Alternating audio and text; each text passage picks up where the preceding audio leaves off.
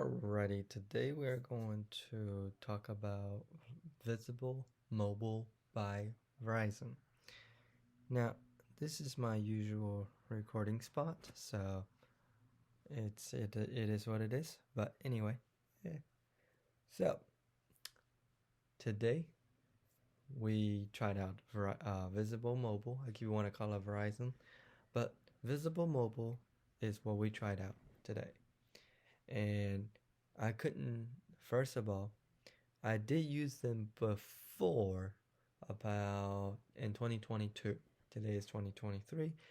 Um, Less than a year ago. Anyway, I didn't like then. I don't know what I would like today. Here's a couple of things that I see very wrong about Visible Mobile. There's not really a much of a bashing of the company than what you might call it. They cut down the budget to the extent that they're not providing what they need to be providing, which is customer service. So, for instance, so we're going to talk about what everybody think about is customer service. You want to be able to call 1-800 number to call it, to talk to somebody.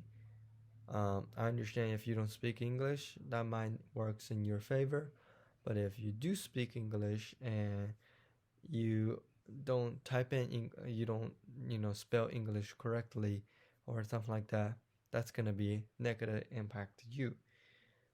That's me. I'm not ashamed to tell you that I have language barrier, and you probably noticed if you watch my video.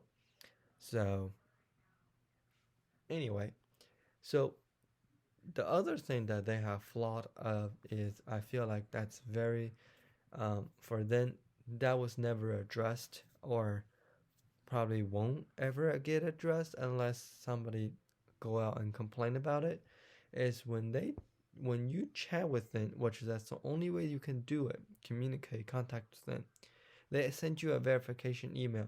If you're using your phone, which is most people, that's all you have. You don't have no laptop, you don't have no computer to text them or go to their desktop version of their website to text them. And so you basically, it's on the mercy of the phone. But a lot of time, if you go to your email and then go back into your chat, the chat disappeared. And you click on the verification, they got access to your account. What are you gonna do now? You can't do it. Especially it's right before you doing a verification. So if your account does not have a phone number attached to it, like me, I wasn't able to activate the device today. They had to send you a text message. Well, when you send a text message using the phone, trying to open that link, oh no. As soon as you try to open the link, that chat is gone. Can't find it anywhere. So I had to go to the computer and do that. And that worked out flawlessly. So, and then the customer service are really nice about it too. It's not their fault, but it's just a company need to figure out the better way to do with that, because Visible only communicate through chat.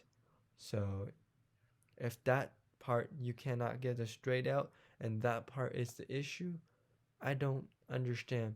And I probably understand why people keep like, why they're asking, oh, are you still there? Are you still connected with me? Well, duh, I'm not. You can see my account, but I'm not connected with you.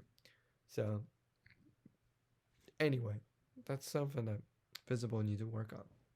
The other thing I have to talk about was Visible. Visible work with a lot of fun. They even talk about what the support of the device are and all of that stuff.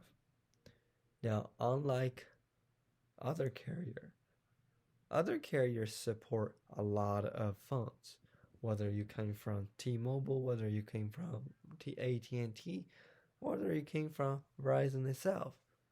Your eSIM more likely gonna work with it. But with Visible Mobile, you type in your I call it VIN number, but it's IMEI number for the phone.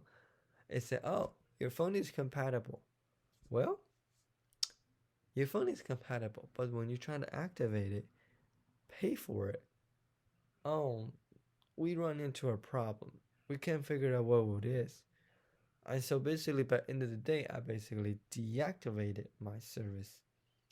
And I just said, I'm giving up, not doing it. So if you run into those issues, be sure to remember not all phone compatible. I think the if you have a Galaxy S series, you're probably gonna be fine. If you have a Z Fold, you should be fine. If you have iPhone, anything above the second generation of SE, third generation of SE, and above with I think iPhone XR or X has the eSIM. So anything with that about that, you should be fine activating eSIM.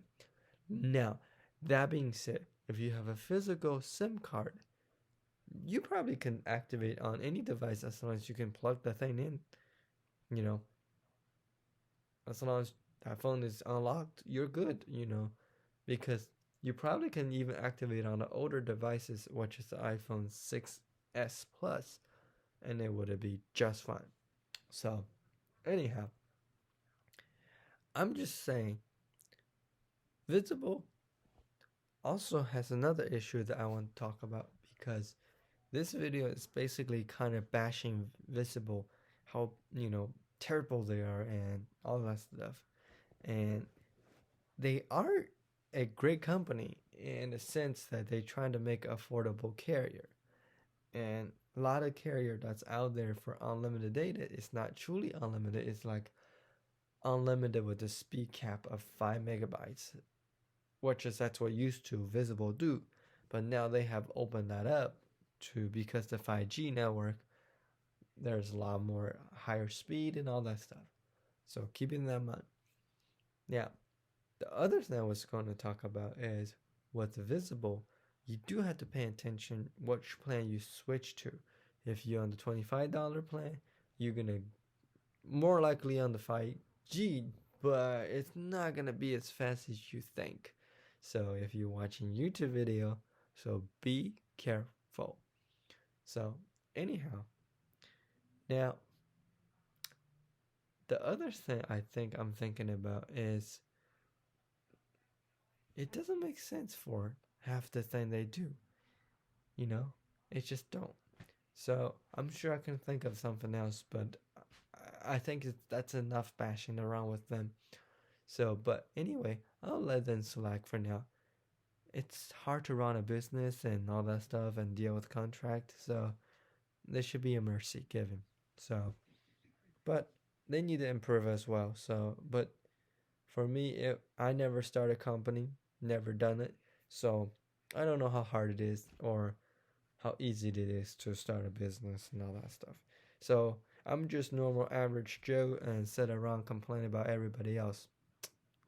Anyway, that's about it. Thanks for watching, and I'll see you guys on the next one. Peace out.